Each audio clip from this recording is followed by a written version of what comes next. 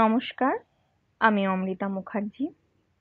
আমার চ্যানেলে আপনাদের সকলকে স্বাগত। আজকে আমি বিভূতিভূষণ বন্দ্যোপাধ্যায়ের তাল নবমী গল্পটি পড়ে শোনাবো। আমার গল্প শুনে যদি আপনাদের ভালো লাগে তাহলে আমার ভিডিওগুলি লাইক এবং চ্যানেলটা সাবস্ক্রাইব করার অনুরোধ রইল। তাহলে চলুন শুরু করা যাক আজকের গল্প। ঝমঝম বর্ষা, ভাদ্র মাসের দিন। আজ দিন 15 ধরে বর্ষা নেমেছে। তার আর বিরামও নেই, বিশ্রামও নেই। ক্ষুদিরাম ভট্টাচার্যের বাড়ি আজ দুদিন হাঁড়ি চড়েনি। ক্ষুদিরাম সামান্য আয়ের গৃহস্থ। জমি জমার সামান্য কিছু আয় এবং 2-4 ঘর শিষ্য যজমানের বাড়ি ঘুরে ঘুরে কায়ক্লেশে সংসার চলে। এই ভীষণ বর্ষায় গ্রামের কত গৃহস্থের বাড়িতেই পুত্রকন্যা অনাহারে আছে। ক্ষুদিরাম তো সামান্য গৃহস্থ মাত্র। যজমানের বাড়ি থেকে যে কটি ধান এসেছিল তা ফুরিয়ে গিয়েছে। ভাদ্রের শেষে আউশ ধান চাষিদের ঘরে উঠলে তবে আবার কিছু ধান ঘরে আসবে, ছেলেপুলেরা দুবেলা পেট পুরে খেতে পাবে। নেপাল ও গোপাল ক্ষুদিরামের 2 ছেলে। নেপালের বয়স বছর 12, গোপালের 10। কদিন থেকে পেট ভরে না খেতে পেয়ে ওরা 2 ভাইয়েই সংসারের ওপর বিরক্ত হয়ে উঠেছে। নেপাল বললে, এই গোপাল, খিদে পেয়েছে না তোর? গোপাল ছিপ চাঁচতে চাঁচতে বলল, দাদা। মাকে গিয়ে বল আমারও পেট চুই চুই করছে। মা বকে, তুমি যাও দাদা। বকুক গে, আমার নাম করে মাকে বলতে পারবি নে? এমন সময় পাড়ার শিমু বাড়ুজ্যের ছেলে চুনিকে আসতে দেখে নেপাল ডাকলে, ও চুনি, শুনে যা। চুনি বয়সে নেপালের চেয়ে বড়, অবস্থাপন্ন গৃহস্থের ছেলে, বেশ চেহারা। নেপালের ডাকে সে ওদের উঠোনের বেড়ার কাছে দাঁড়িয়ে বললে, কি? আয় না ভেতরে। না, যাব না, বেলা যাচ্ছে। আমি জটি পিসিমাদের বাড়ি যাচ্ছি, মা সেখানে রয়েছে কিনা ডাকতে যাচ্ছি। কেন, তোর মা এখন সেখানে যে? ওদের ডাল ভাঙতে গিয়েছে। তাল নবমীর বের তো আসছে এই মঙ্গলবার, ওদের বাড়ির লোকজন খাবে। সত্যি? তা জানিস না বুঝি? আমাদের বাড়ির সবাইকে নেমন্তন্ন করবে, গায়েও বলবে। আমাদেরও করবে। সবাইকে যখন নেমন্তন্ন করবে তোদের কি বাদ দেবে? চুনি চলে গেল। নেপাল ছোট ভাইকে বললে, আজ কি বার রে, তা তুই জানিস? আজ শুক্রবার বোধ হয়, মঙ্গলবারে নেমন্তন্ন। গোপাল বললে, কি মজা না দাদা? চুপ করে থাক, তোর বুদ্ধি শুদ্ধি নেই। তাল নবমীর বের তো এ তালের বড়া করে, তুই জানিস? গোপাল সেটা জানতো না, কিন্তু দাদার মুখে শুনে খুব খুশি হয়ে উঠল। সত্যি যদি হয় তবে সে সুখাদ্য খাবার সম্ভাবনা বহু দূরবর্তী নয়, ঘনিয়ে এসেছে কাছে। আজ কি বার সে জানে না, সামনের মঙ্গলবারে। নিশ্চয়ই আর বেশি দেরি নেই। দাদার সঙ্গে বাড়ি যাবার পথে জটি পিসিমার বাড়ি। নেপাল বললে, তুই দাঁড়া, ওদের বাড়ি ঢুকে দেখে আসি। ওদের বাড়ি তালের দরকার হবে, যদি তাল কেনে।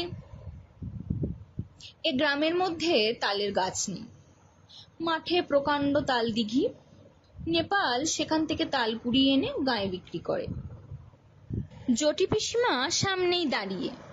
তিনি গ্রামের নটবর মুখুজ্জের স্ত্রী, ভালো নাম হরিমতি। গ্রাম শুদ্ধ ছেলে মেয়ে তাকে ডাকে জটি পিসিমা। পিসিমা বললেন, কি রে, তাল নেবে পিসিমা? হ্যাঁ নেব বই কি, আমাদের তো দরকার হবে মঙ্গলবার। ঠিক এই সময় দাদার পিছু পিছু গোপালও এসে দাঁড়িয়েছে। জটি পিসিমা বললেন, পেছনে কে রে? গোপাল, তা সন্ধ্যেবেলা 2 ভাইয়ে গেছিলি কোথায়? নেপাল সলজ্জ মুখে বললে, মাছ ধরতে। পেলি? ওই দুটো পুঁটি আর একটা ছোট বেলে। তাহলে যাই পিসিমা? আচ্ছা এসো গে বাবা, সন্ধে হয়ে গেল, অন্ধকারে চলাফেরা করা ভালো নয় বর্ষাকালে। জটি পিসিমা তাল সম্বন্ধে আর কোনো আগ্রহ দেখালেন না বা তাল নবমীর ব্রত উপলক্ষে তাদের নিমন্ত্রণ করার উল্লেখ করলেন না। যদিও দুজনেরই আশা ছিল হয়তো জটি পিসিমা তাদের দেখলেই নিমন্ত্রণ করবেন। এখন দরজার কাছে গিয়ে নেপাল আবার পিছন ফিরে জিজ্ঞাসা করলো, তাল নেবেন তাহলে? তাল? তা দিয়ে যেও বাবা, কটা করে পয়সায়? দুটো করে দিচ্ছি পিসিমা। তা নেবেন আপনি? তিনটে করেই নেবেন।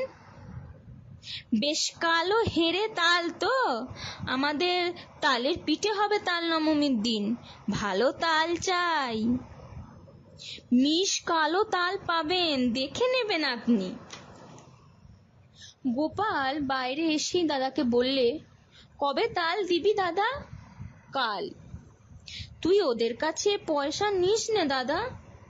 নেপাল আশ্চর্য হয়ে বলল, কেন রে? তাহলে আমাদের আর নেমন্তন্ন করবে দেখিস এখন। দূর, তা হয় না, আমি কষ্ট করে তাল কুড়বো আর পয়সা নেব না?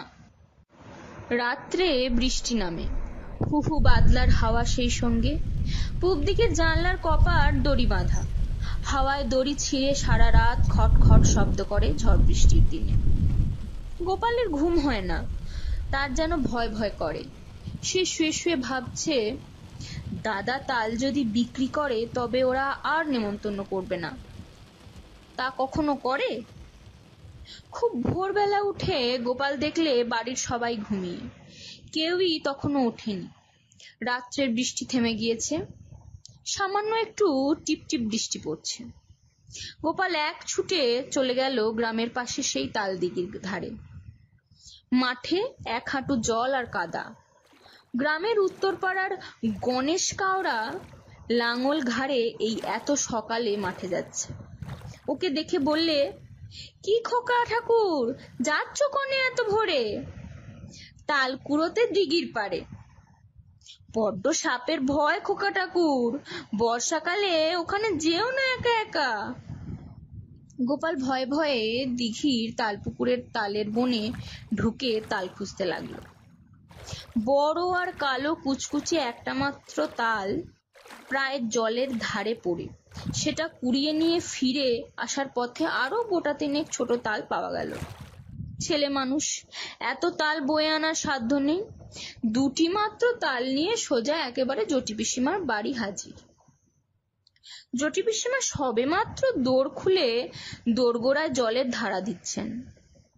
ওকে এত সকালে দেখে অবাক হয়ে বললেন, কি রে খোকা? গোপাল একগাল হেসে বললে, তোমার জন্য তাল এনেছি পিসিমা। জটি পিসিমা আর কিছু না বলে তাল দুটো হাতে করে নিয়ে বাড়ির ভেতর চলে গেলেন। গোপাল একবার ভাবলে তাল নবমী কবে জিজ্ঞেস করে, কিন্তু সাহসে কুলায় না তার। সারাদিন গোপালের মন খেলাধুলার ফাঁকে ফাঁকে কেবলই অন্যমনস্ক হয়ে পড়ে। ঘন বর্ষার দুপুরে মুখ উঁচু করে দেখে নারকেল গাছের মাথা থেকে পাতা বেয়ে জল ঝরে পড়ছে, বাঁশ ঝাড় নুয়ে পড়ছে বাদলার হাওয়ায়। বকুলতলার ডোবায় কটকটে ব্যাঙের দল থেকে থেকে ডাকছে। গোপাল জিজ্ঞাসা করলে, ব্যাঙগুলো আজকাল তেমন ডাকে না কেন মা? গোপালের মা বললেন, নূতন জলে ডাকে, এখন পুরনো জলে অত আমোদ নেই ওদের। আজ কি বার মা? সোমবার। কেন রে, বারের খোঁজে তোর কি দরকার? মঙ্গলবারে তাল নবমী না মা? তা হয়তো হবে, কি জানি বাপু, নিজের হাঁড়িতে চাল জোটে না, তাল নবমীর খোঁজে কি দরকার আমার। সারাদিন কেটে গেল। নেপাল বিকেলের দিকে জিজ্ঞাসা করলে, জটি পিসিমার বাড়িতে তাল দিয়েছিলি আজ সকালে? কোথায় পেলি তুই? আমি তাল দিতে গেলে পিসিমা বললে গোপাল তাল দিয়ে গেছে, পয়সা নেয়নি। কেন দিতে গেলি তুই? একটা পয়সা হলে দুজনে মুড়ি কিনে খেতাম। ওরা নেমন্তন্ন করবে দেখিস দাদা, কাল তো তাল নবমী। সে এমনি নেমন্তন্ন করবে, পয়সা নিলেও করবে। তুই একটা বোকা, আচ্ছা দাদা, কাল তো মঙ্গলবার না? রাত্রে উত্তেজনায় গোপালের ঘুম হয় না। বাড়ির পাশে বড় বকুল গাছটায় জোনাকির ঝাঁক জ্বলছে। জানলা দিয়ে সেদিকে চেয়ে চেয়ে সে ভাবে, কাল সকাল হলে হয়, কতক্ষণে যে রাতটা পোহাবে। জটি পিসিমা আদর করে ওকে বললেন খাওয়ানোর সময়, খোকা, কাঁকুরের ডাল না নিবি? মুগের ডাল বেশি করে মেখে নে।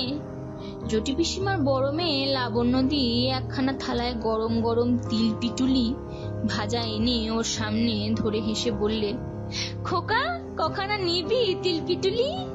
বলেই লাবণ্যদি থালাখানা উপর করে তার পাতে ঢেলে দিলেন। তারপর জটি পিসিমা আনলেন পায়েস আর তালের বড়া। হেসে বললেন, খোকা, যাই তাল কুড়িয়ে দিয়েছিলি তাই পায়েস হলো, খা খা, আজ যে তাল নবমী রে।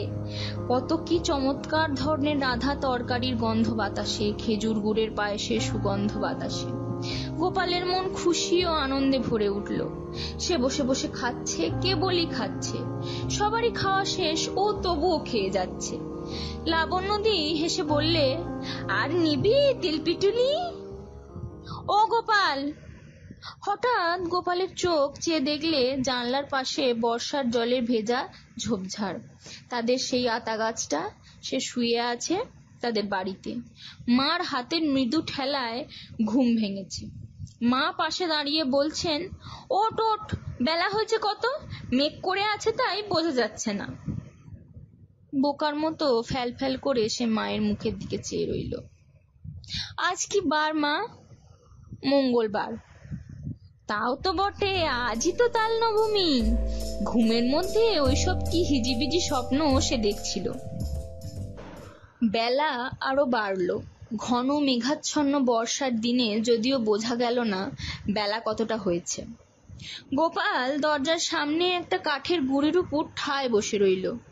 বৃষ্টি নেই একটুও, মেঘ জমকালো আকাশ। বাদলার সজল হাওয়ায় গা শিরশির করে। গোপাল আশায় আশায় বসে রইল বটে, কিন্তু কই, পিসিমার বাড়ি থেকে কেউ তো নেমন্তন্ন করতে এলো না। অনেক বেলায় তাদের পাড়ার জগবন্ধু চক্রবর্তী তার ছেলে মেয়ে নিয়ে সামনের পথ দিয়ে কোথায় যেন চলেছেন। তাদের পিছনে রাখাল রায় ও তার ছেলে শানু, তার পিছনে কালীবর বাড়ুজ্যে বড় ছেলে পাঁচু আর ও পাড়ার হরেন। গোপাল ভাবলে, এরা যায় কোথায়? এ দলটি চলে যাবার কিছু পরে বুড়ো নবীন ভট্টাচার্য ও তার ছোট ভাই দিনু সঙ্গে এক পাল ছেলে মেয়ে নিয়ে চলেছে। দিনু ভট্টাচার্যের ছেলে পুরোরাম ওকে দেখে বললে, এখানে বসে কেন রে, যাবি নে? গোপাল বললে, কোথায় যাচ্ছিস তোরা? জটি পিসিমাদের বাড়ি তাল নবমীর নেমন্তন্ন খেতে। করেনি তোদের? ওরা বেছে বেছে বলেছে কিনা, সবাইকে তো বলেনি। গোপাল হঠাৎ রাগে অভিমানে যেন দিশেহারা হয়ে গেল। রেগে দাঁড়িয়ে উঠে বললে, কেন করবে না আমাদের নেমন্তন্ন? আমরা এর পরে যাব। রাগ করার মতো কি কথা সে বলেছে বুঝে না পেয়ে পুরোরাম অবাক হয়ে বললে, বারে, তা অত রাগ করছিস কেন, কি হয়েছে? ওরা চলে যাবার সঙ্গে সঙ্গে গোপালের চোখে জল এসে পড়ল।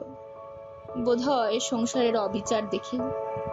পথ চেয়ে এসে বসে আছে কদিন থেকে, কিন্তু তার কেবল পথ চাওয়াই সার হলো। তার সজল ঝাপসা দৃষ্টির সামনে পাড়ার হারু, নিতেন, দেবু, গুটকে তাদের বাপ কাকাদের সঙ্গে একে একে তার বাড়ির সামনে দিয়ে জটি পিসিমাদের বাড়ির দিকে চলে গেল।